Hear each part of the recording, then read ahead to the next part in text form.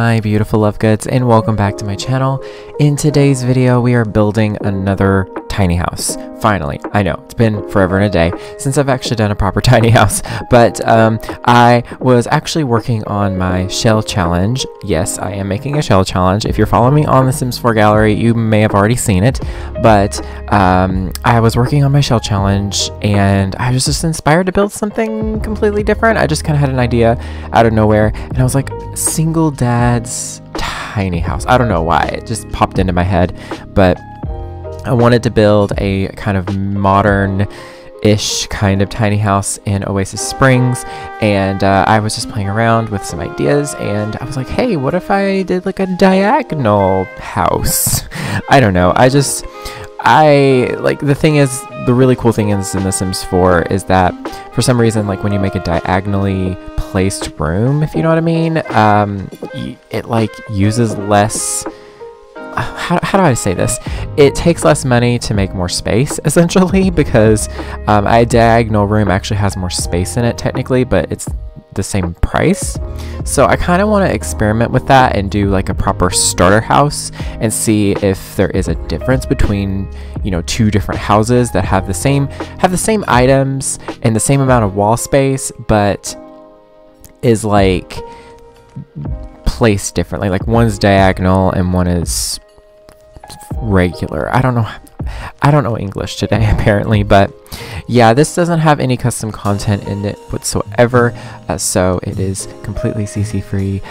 No worries about downloading anything or at all. I don't really remember what packs I specifically used, but I did quite enjoy using these windows from the Moschino Stuff pack. I know I kind of talked, you know, smack or spilled tea about it before, but you know, I wasn't really, you know, a fan. And then I got the pack and saw the windows and was like, well, these are my favorite windows ever now.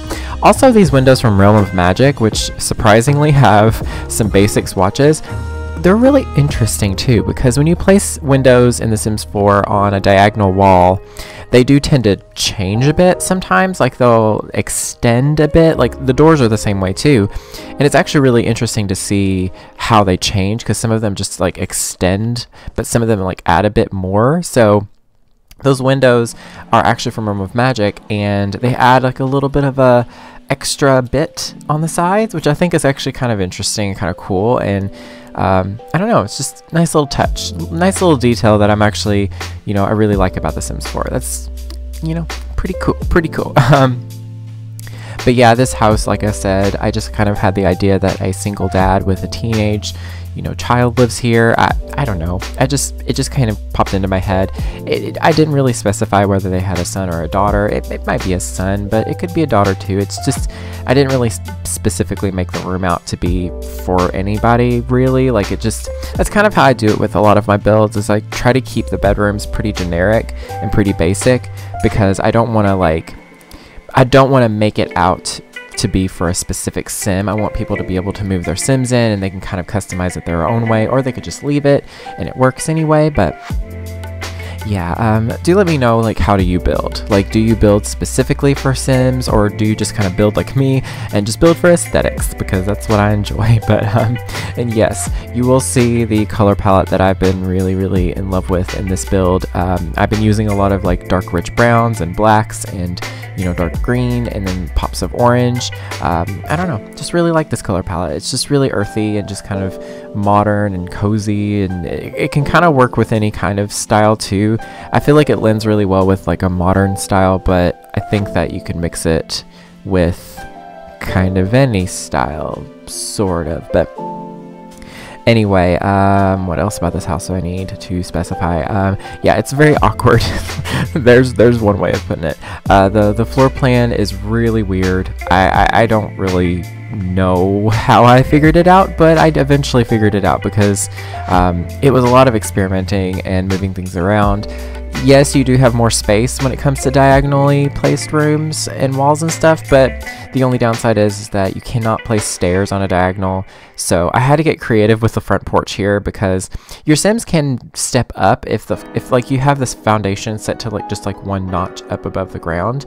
Your Sims can actually step up that without a stair. So I was able to use a bit of terrain tools to kind of, you know, make a little bit of a slope so that it would be one step up. I hope it works because I didn't player test it, but yeah, like the interior was a mess to deal with, so I do add a little bit of an extension on the kind of back part of the house. It's just like a diagonal. It's straight if you look at it normally on the lot, but compared to the rest of the house, relatively, it's a diagonal room, and basically it's just like a little bump out where I add the stairs and the kitchen, which again I did not player test because I forget that all the time. But you see me here actually playing around with some room shapes, and they were not working at all. Like, they were just horrendous. And the bathroom is also really weird. Like, the bathroom is a really weird shape. It's kind of like a weird, like, oblong, like hexagon kind of. It's a weird shape, but it works. I was able to fit everything. Even a sink. I know it's a tiny house with a sink in the bathroom. Who knew? That's wild, right? I never do that, to be honest. I know, like, a lot of people have made comments about that, saying, you know, it's kind of weird that I don't place, you know, a sink in the bathroom. Yeah, sure, but like, I've seen a lot of tiny houses in the real world, and they don't have sinks all the time. Like, sometimes they'll have like a little itty bitty sink, like a small sink that's like that would be like a quarter size of the ones we have in The Sims. If we had those, that'd be kind of fun, but unfortunately we don't, unless they're CC, and you know, I don't think it would be as functional anyway. But yeah, like, I always kind of skip that if I can, because for starters, you know, it also is more realistic too, because I know one tiny house build that I saw a long time ago. It's actually the tour of the lady that runs the channel, Tiny House Giant Journey. If y'all watch her channel, it's really, really fun, and she does tiny house tours. I love her. But she also lives in a tiny house, and she actually had her tiny house toured on another channel, and you should check it out because it's really nice. But she didn't have a sink in the bathroom because her bathroom was basically right next to her kitchen, which I know sounds kind of weird and gross for some people, but for a tiny house, it's practical. And basically, it was just like right there. So she was just like, I just use this sink, because why would you have two sinks? And that makes sense, because, you know, when you're in a tiny space, you're trying to save on money and water usage and just costs as much as you can. That's the whole point of a tiny house. It's not to be pretty and aesthetic. It's to save space and to save money. And people that spend like $100,000 on a tiny house, I understand in ways, because it's definitely still cheaper than a full house, and it's definitely cheaper on the environment and your bills, but it's still a lot of money initially for something that you're gonna pull around on a trailer. So I don't know, I feel like some people go a little overboard, because, you know, it's just like, ooh, tiny living. Oh, I'm gonna join this lifestyle, and they spend like $200,000 on a tiny house for no reason. The girl that runs that channel, though, she's not like that. She like built her own tiny house over the course of some time, and, you know, it's like really humble and beautiful, and like it's what a tiny house should be. Anyway, rant aside, definitely check out Tiny House Giant Journey and Living Big in a Tiny House.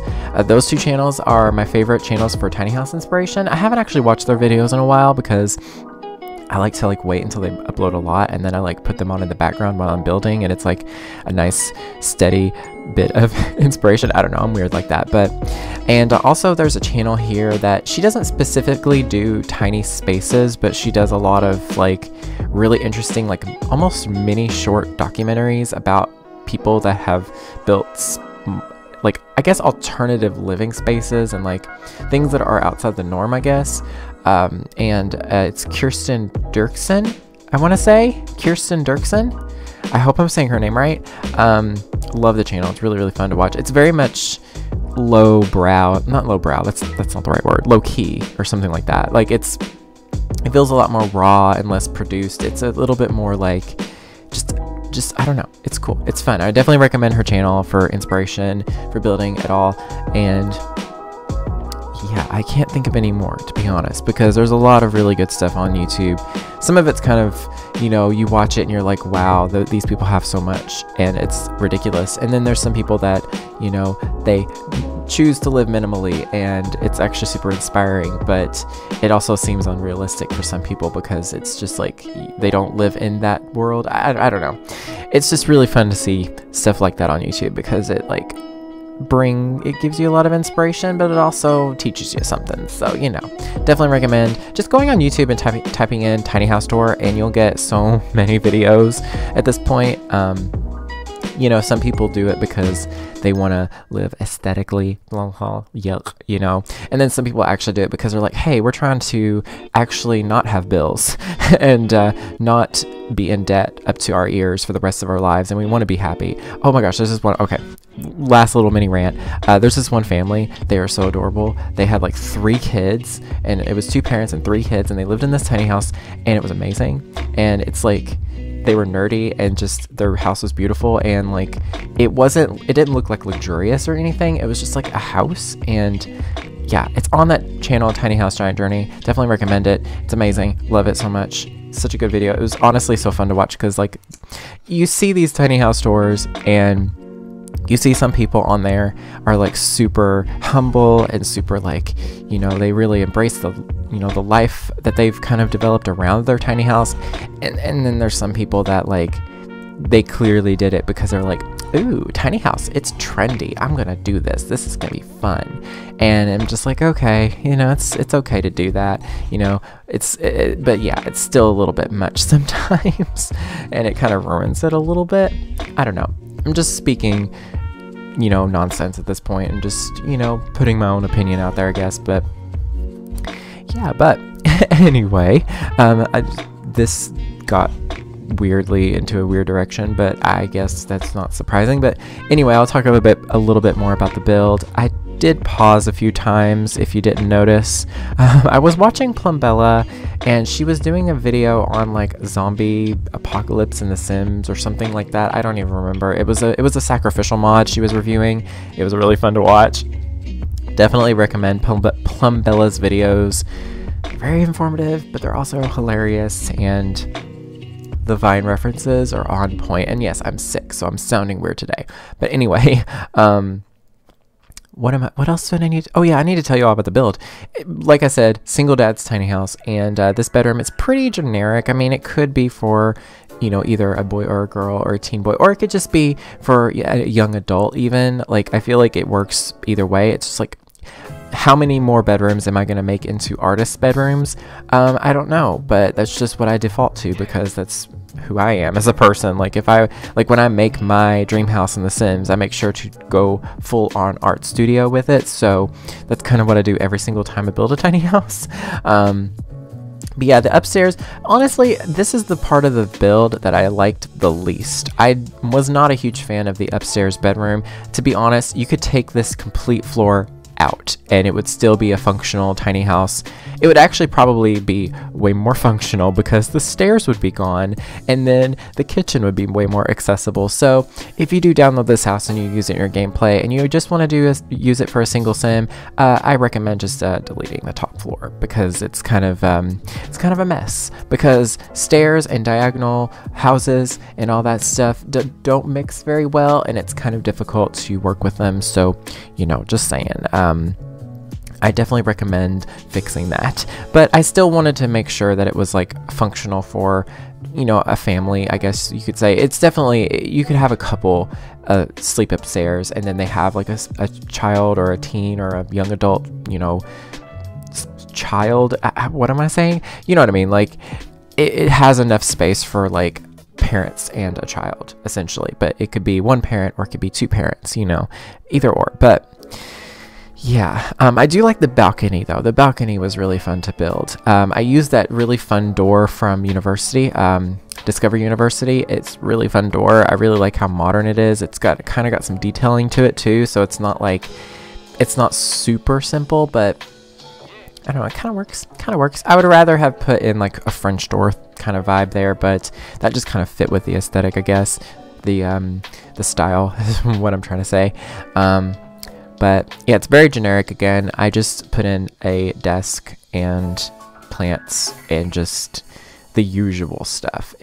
Again, not my favorite. I didn't like the layout. It's just a weird room. It's very I feel like if I had built a wall and made the bedroom separate a little bit more, it would have been better. And then this upstairs loft space could have just been like an open loft or something. That probably would have been better in the long run. It probably would have been a little bit more realistic, but then the balcony wouldn't have been accessible, and I really like the idea of it being there. I don't know.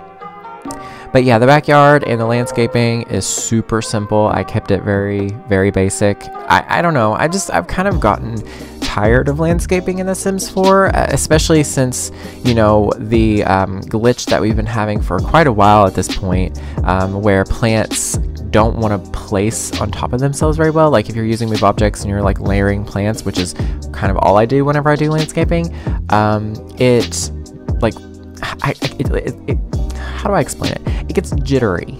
Like, you know what I mean? Like it just kind of jumps around, and it's super annoying. And so it just drives me crazy, and I just decide not to do landscaping anymore. So, you know, yeah, that's that. But I try to do a little bit here and there just to kind of help fill it in, but it still isn't, it doesn't look the way I would want it to look. And I was really hoping they would actually fix that in the most recent patch, but again, it wasn't fixed. So it must be a pretty tough thing for them to fix and work on right now. So it's probably still, at least I hope it's still being worked on and focused and all that. But yeah, that is pretty much it for this video and all the rambles and all the nonsense. But yeah, pretty much it.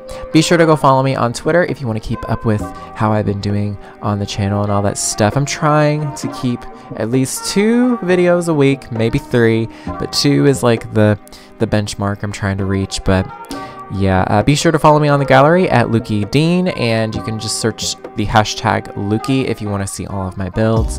And yeah, do let me know what other types of tiny houses you want me to build for any specific Sims, etc, etc. And yeah, that is pretty much it. Thank you all so very much for watching. Stay weird and beware of the nargles.